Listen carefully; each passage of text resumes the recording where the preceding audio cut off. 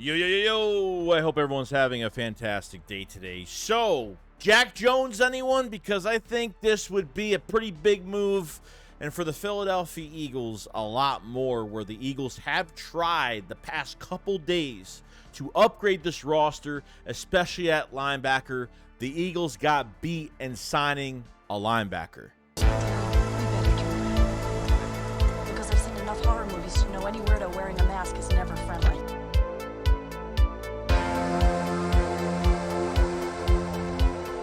Yo, what is going on, guys? I hope everyone's having a fantastic day today. So I want to go over some news for the Philadelphia Eagles and some updates on, obviously, updating this roster. The Eagles have tried, and, there's some moves that the Eagles made, nothing crazy.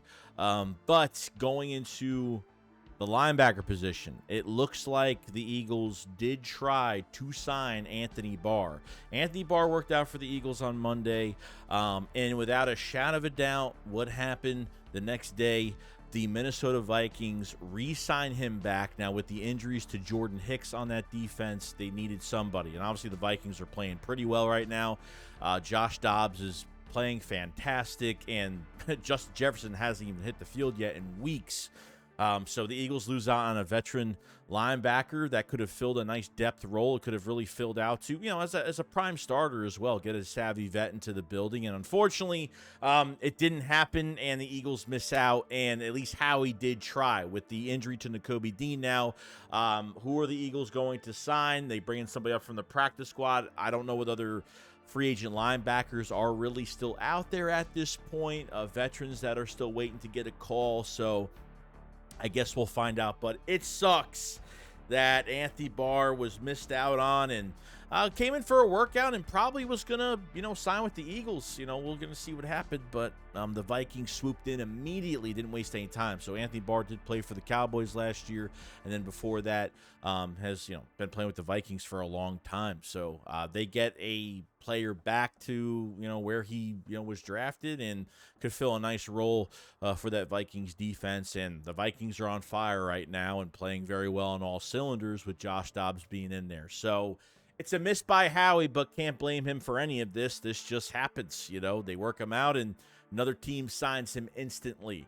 And probably, at the end of the day, because of the Vikings having a hole at linebacker, Anthony Barr would immediately start. Now, obviously, I don't know how they were going to treat Anthony Barr when he's in the building with the Philadelphia Eagles, but probably wasn't immediately going to start at middle linebacker or anything like that. It was probably going to be Nicholas Morrow or Zach Cunningham. Most likely, Nicholas Morrow would be would have the green dot for calling the plays and communicating on the defense. So, damn, I was so upset about this because I actually had an original video of us working him out, but, that potentially the Eagles could sign him, and then not even like 20, a half hour later, he was already signed by the Vikings. The Vikings did not waste any time on this. So what are the Eagles going to do with more depth? Rashad Evans signed with the Cowboys after leaving our team. We signed him, and he only lasted not even half the week. He told the Eagles he wanted to get out of his contract. So it's going to be interesting what they do. And, the Eagles are definitely looking for more when it comes to this linebacker position. So interesting. As more to the, moving some guys around, who the Eagles are signing and letting go of. The Eagles did work out guard Andrew Norwell, cornerback Leketis Smith, and tight end Noah Togiai, which Noah's been here. He played for the Colts as well, went there as well. Guys that's been on their practice squad in the past. You know what I mean? So worked out a couple guys there. I know they did sign the center. It might be Leketis Smith. I think they did sign him. And release the player. So not much there regarding, big moves that are happening within this roster this week. Howie Roseman's trying his hardest, but we'll see what happens. Now, interesting enough, there was a cornerback from the Patriots that was released in Jack Jones that could play inside and could play outside. Hasn't really had too much opportunity. The Patriots are a total dumpster fire this year. A 2022 fourth-round pick that is now going through waivers. The Eagles are dead last on the waiver wire, obviously, so it's going to be hard for Jack Jones to sign here, but who knows? A lot of teams could pass up and see if the Eagles would actually bring him in.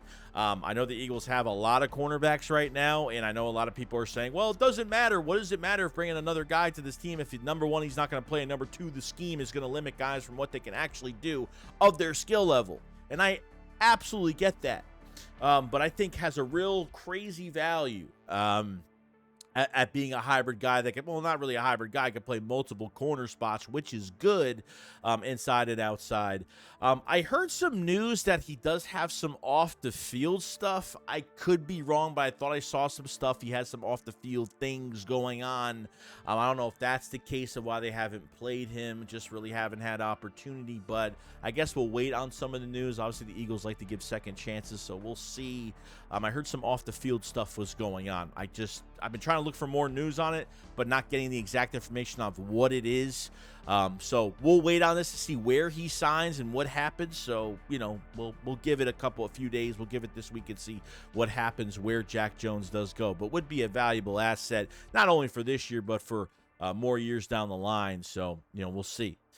And, looks like Jason Pierre-Paul has signed with his contender, with the New Orleans Saints. I don't get these players that think they know what contenders are. I mean, yes, the Saints are leading their division by a game in front of the Tampa Bay Bucks right now. I think they're, 4-5. Tampa Bay is 5-5, something like that. So they have a 1-game lead in that division. So it's either that Jason Pierre-Paul had no interest from a lot of teams, or I don't know, because, I think he would have picked a better team than this, but maybe there really wasn't too much out there. Played 13 games, I think, for the Baltimore Ravens. I think he only had, I don't think he had 2-3 sacks last year, so nothing much, but apparently his workout did really well, and it looked like, he still has that explosiveness for his age. He's an older player. It will probably be in a deeper rotation, and that's what I kind of wanted for the Eagles. Add more to this defensive line.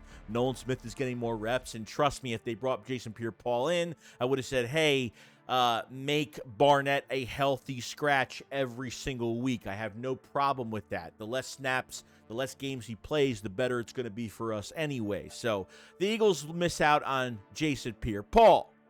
Now, there was some news the past couple days that came out about the best player on the Denver Broncos and the top 5 corner in Patrick Surtain, that the Eagles and the 49ers were actually in competition to go get Patrick Surtain. Now, none of the teams got him at the end of the day. He wasn't moved, but the interesting part about this is the Eagles probably offered something for Patrick Surtain for the future. Obviously, this is where you kind of reminisce a little bit to see what the future looks like with the Eagles, and could they actually trade Slay or, get another cornerback. Slay's on contract throughout the 2024 season. One more year left on his contract. Bradbury's here for another couple years, probably throughout 2025, signed that new 3-year deal. So probably towards the end of the deadline at 4 p.m. that Monday or Tuesday, whatever it was, the Eagles called for Patrick Surtain. The 49ers called. The 49ers are just adding more, players to their squad. Obviously getting Chase Young for 4th-round pick, 3rd-round pick, whatever it was, which I thought it was a pretty good trade, fantastic trade for them to add to their pass rush.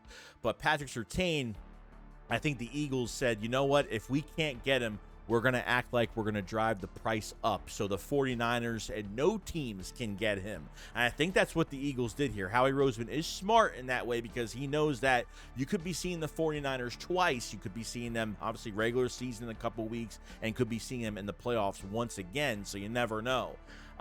So the Eagles and Patrick Surtain, I think by the end of the trade deadline, when there was an hour left, a half hour left, 20 minutes left, where they had to get something done, they kept fakely upping the price on Patrick Surtain to be like, hey, I think they were just trying to drive the price up so the 49ers couldn't get him, so he would go nowhere, and not letting the 49ers get even better than what they are right now roster-wise. And by the time the deadline stopped, by the time the timer was running out pretty much on the time where they had to get something done, Patrick Surtain went nowhere at this point. I think the Eagles were just playing a little game. Howie Roseman playing a little game and saying, you know what, let's just act like we have a lot of interest, that we want to give all these picks, and, If we can't get him, nobody's going to have him, and no one else is going to get better in the NFC because of this. We're not bringing Patrick Surtain to the NFC. It's not going to happen, and he's definitely not going to the 49ers. Hell no, it's not going to happen.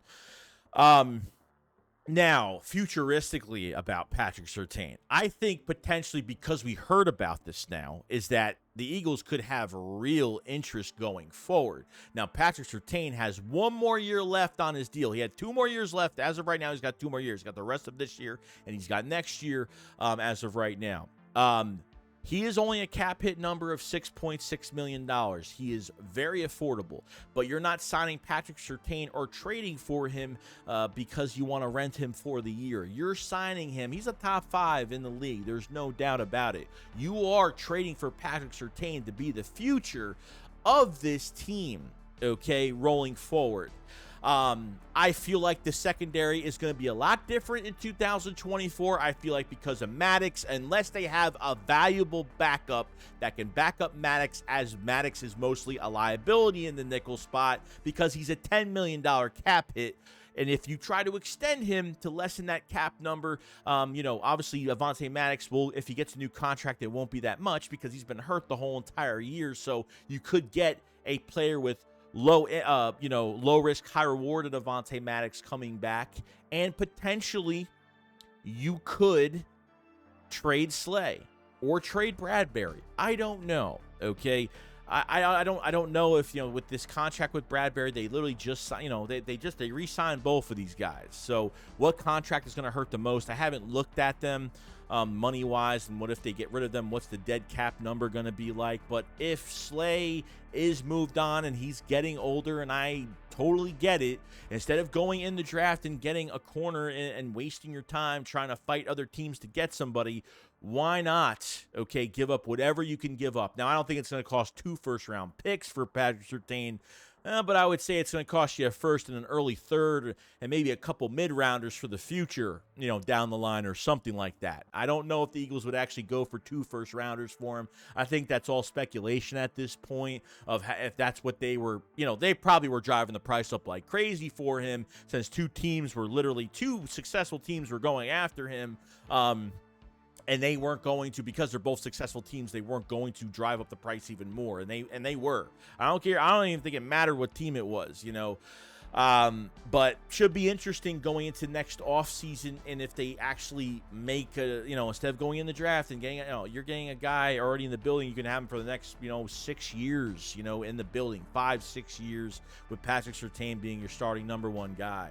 And if you feel like Bradbury, if they can get out of that contract, they might get rid of him and say, let someone else just pick up the pieces for that contract. Or, there could be a chance where Slay might be moved. With 1 year left on Slay's contract, could be moved, could be affordable. We know the Ravens had a lot of interest in Slay before he re-signed back with the Eagles because it almost was completed. It almost happened. So I think this is going to be very, very interesting moving forward. And we'll see what happens, but should be interesting. And that's all I got to say. That's all the news for the day. We lost out on Anthony Barr within a day. The Eagles signed a center, worked out some players. Jack Jones is available, and surely the Eagles can get more corners in the building. Or if they say, you know what, let's wait on that, not even deal with that, and wait for a Patrick Surtain trade for the future, I think there's some flexibility there and could get something done. So other than that, guys, that's pretty much it. Let me know what you guys think in the comment section below, and that is your update for the day, and I'll see you guys on the next one. Shakes, what up, follow side. Peace out, guys. Peace.